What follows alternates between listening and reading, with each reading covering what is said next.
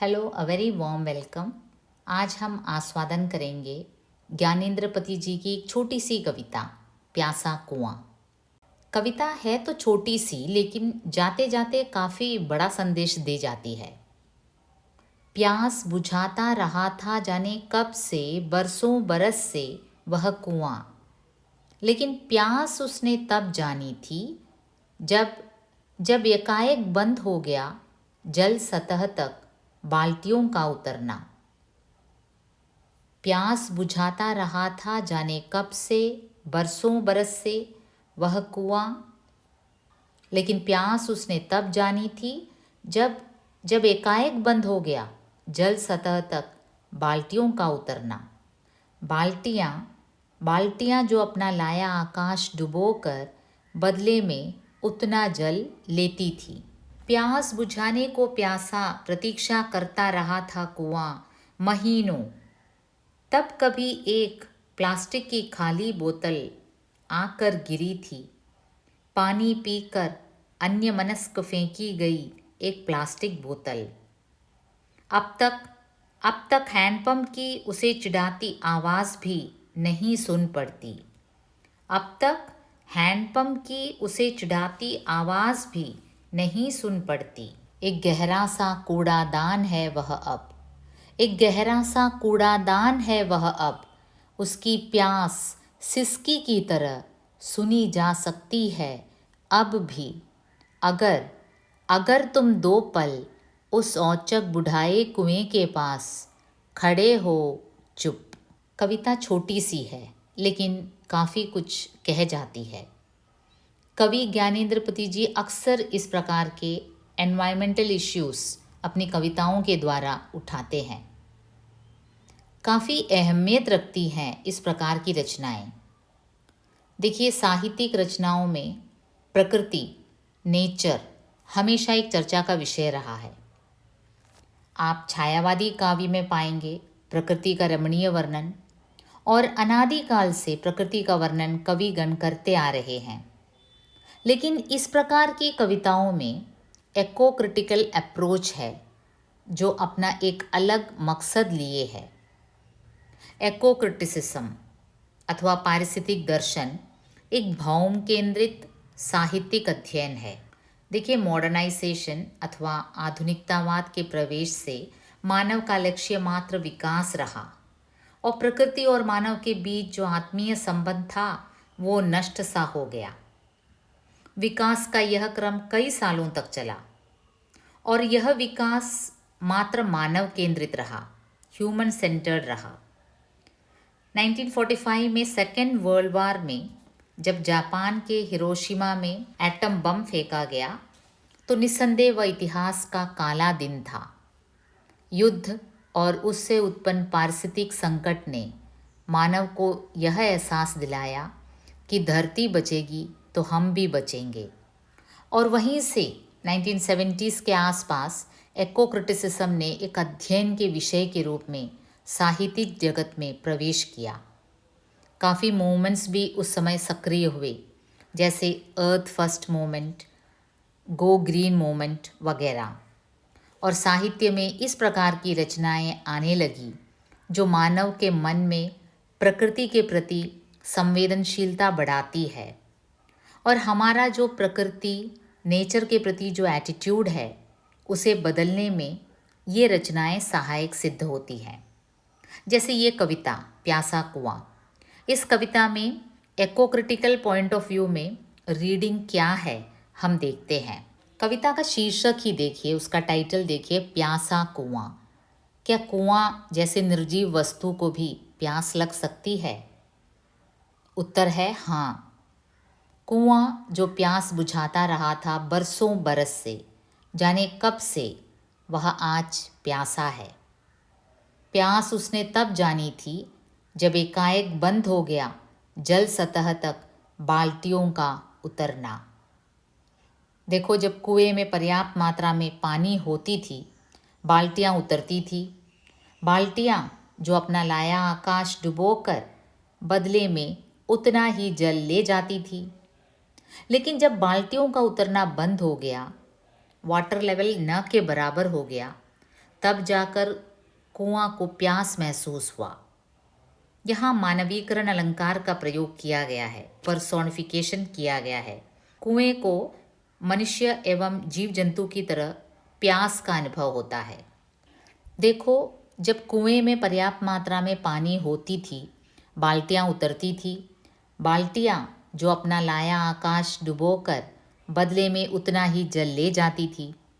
लेकिन जब बाल्टियों का उतरना बंद हो गया, वाटर लेवल न के बराबर हो गया, तब जाकर कुएं को प्यास महसूस हुआ। यहाँ मानवीकरण अलंकार का प्रयोग किया गया है, पर्सोनिफाई किया गया है। कुएं को मनुष्य एवं जीव जंतु की तरह प्यास का अनुभव होता है। प्यास बुझाता रहा था जाने कब से, बरसों बरस से वह कुआं। देखिए, बरसों बरस से वो सबका प्यास बुझाता था वो कुआं, लेकिन प्यास उसने तब जानी थी जब एकाएक बंद हो गया जल सतह तक बाल्टियों का उतरना।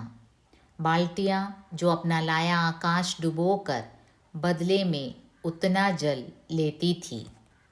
देखिए, इस पद्यांश का एको क्रिटिकल पॉइंट ऑफ व्यू में जो रीडिंग है वो हमें यह संदेश देता है कि कुएं को भी मेंटेनेंस की ज़रूरत है, उन्हें भी रिचार्ज किया जाना चाहिए। कुआं हमेशा फ्रेश वाटर देती है, इसका ये मतलब नहीं कि सालों साल देती ही रहेगी। कुएं के पानी में उतार चढ़ाव दो कारणों से मुख्य रूप से हो सकती है, जो स्वाभाविक भी है। जैसे रेनफॉल के कारण, बारिश के मौसम में कुएं का पानी बढ़ जाता है, अथवा जब ड्राउट पड़ता है या फिर सूखा पड़ता है तो पानी की जो लेवल है कम हो जाती है। ये स्वाभाविक बात है। ये दोनों, रेनफॉल अथवा बारिश के मौसम में कुएं में पानी का लेवल अस्वाभाविक रूप से बढ़ना और सूखे के मौसम में अस्वाभाविक रूप से घटना, ये एक सहज क्रम है। लेकिन इन दो कारणों के अलावा यदि कुएं का पानी 25% से अधिक घट रहा है, 25% से अधिक अगर पानी घटता हुआ दिखाई दे रहा है, तो समझिए कुएं को भी ट्रीटमेंट की ज़रूरत है। और अगर ऐन वक्त पर हम ध्यान न दें तो पानी का लेवल इतना घट जाएगा कि बाल्टियों का उसमें उतरना बंद हो जाएगा और कुएं को भी प्यास लगने लगेगी। ये जो वाटर सोर्स हैं जो हमें जल देती हैं, जैसे कुएं हैं, उन्हें रिचार्ज करना चाहिए, मेंटेन करना चाहिए, उन्हें जीवित रखना चाहिए।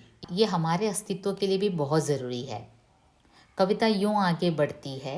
प्यास बुझाने को प्यासा प्रतीक्षा करता रहा था कुआं महीनों, तब कभी एक प्लास्टिक की खाली बोतल आकर गिरी थी। पानी पीकर अन्यमनस्क फेंकी गई एक प्लास्टिक बोतल। यहाँ इस पद्यांश का एको क्रिटिकल रीडिंग क्या है आप समझ ही गए होंगे। प्यास बुझाने को प्यासा कुआं प्रतीक्षा कर रहा था महीनों, लेकिन प्यास बुझाने के बदले उसमें क्या आकर गिरता है, किसी के द्वारा अन्यमनस्क फेंकी गई प्लास्टिक की बोतल आकर गिरती है। देखो, मानव ने क्या करना शुरू किया, यूज़ किया हुआ बोतल उस कुएं में फेंकना शुरू किया। यहाँ हमारा ध्यान प्लास्टिक जैसे नॉन डिग्रेडेबल वस्तु के प्रति जो अवेयरनेस होना चाहिए, वो इस कविता के इस पद्यांश से हमें याद दिलाता है। कुछ ही सालों में प्लास्टिक के आगमन से पूरे एनवायरनमेंट को इतना हानि पहुंचा, इतना प्रदूषित किया प्लास्टिक ने, बेचारी भूमि देवी का दम घुट रहा है। जीव जंतु प्लास्टिक के कारण जान खो रहे हैं और यहाँ बेचारा कुआं खुद को एक कूड़ेदान में, एक डस्टबिन के रूप में तब्दील होता देख रहा है। सभी उसी कुएं में प्लास्टिक बोतलें फेंकना शुरू कर देते हैं। ये सब मानव की हरकतें हैं। अब तक हैंडपंप की उसे चिढ़ाती आवाज़ भी नहीं सुन पड़ती। अब तक क्या था, हैंडपंप की आवाज़ उसे चिढ़ाती थी। अब ऊपर से प्लास्टिक वेस्ट से भर जाना उसे काफ़ी दुखी एवं परेशान कर जाता है। हैंडपंप आपको पता है धरती में काफ़ी नीचे खोदा जाता है और हैंड पंपों के आवश्यकता से अधिक मात्रा में खोदा जाना कुओं की जल सतह का जो वाटर लेवल है वो घटा देता है। जो ग्राउंड वाटर लेवल है एकदम नीचे हो जाता है। और अगर आपके कुएं के पास कई हैंडपंप आसपास में अगर खोदा गया हो तो आपके कुएं में पानी का लेवल एकदम घट जाएगा।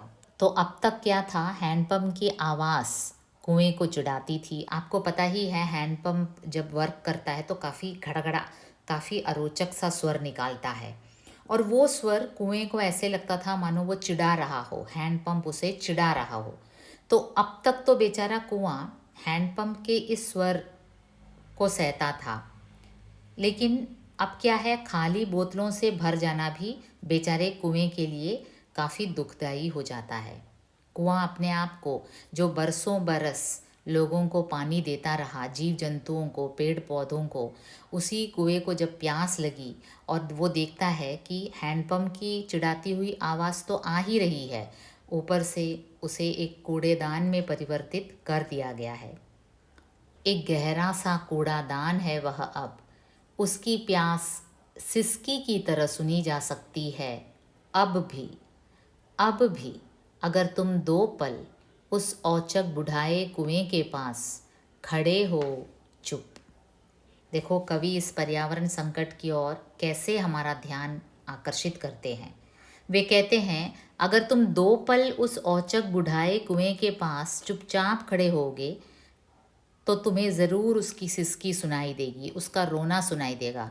वो कुआं रो रहा है, दबे स्वर में रो रहा है, उसकी सिसकी सुनी जा सकती है अगर तुम अपने काम के फुर्सत से हटकर 2 पल, कम से कम 2 पल उस बुढ़ाए हुए कुएं के पास खड़े हो जाओ।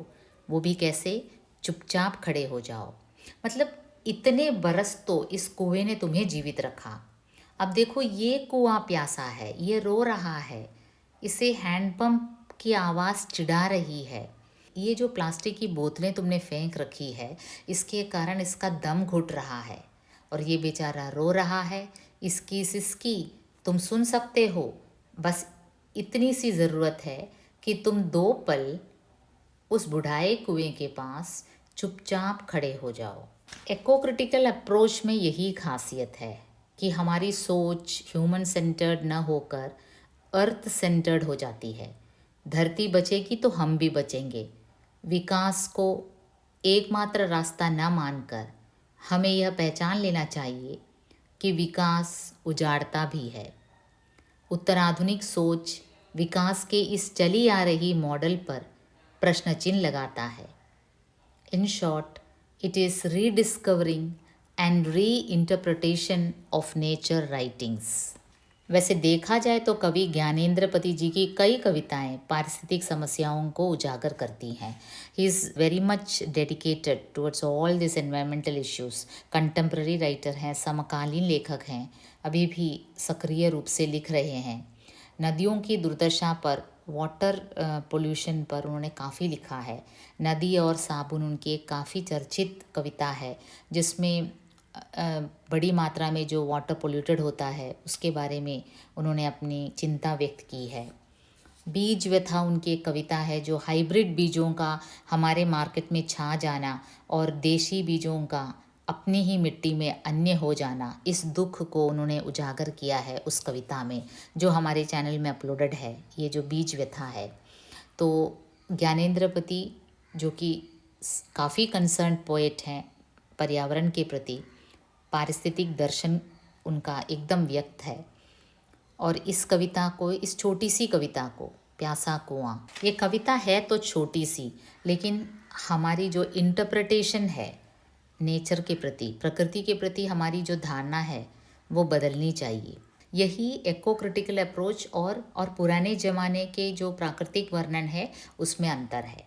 केवल प्रकृति के सौंदर्य को निखारना नहीं है इसका लक्ष्य हमारी सोच में बदलाव लाना है। तो हम फिर मिलेंगे अगले एपिसोड में एक नए विषय को लेकर। तब तक के लिए धन्यवाद, जुड़े रहिए।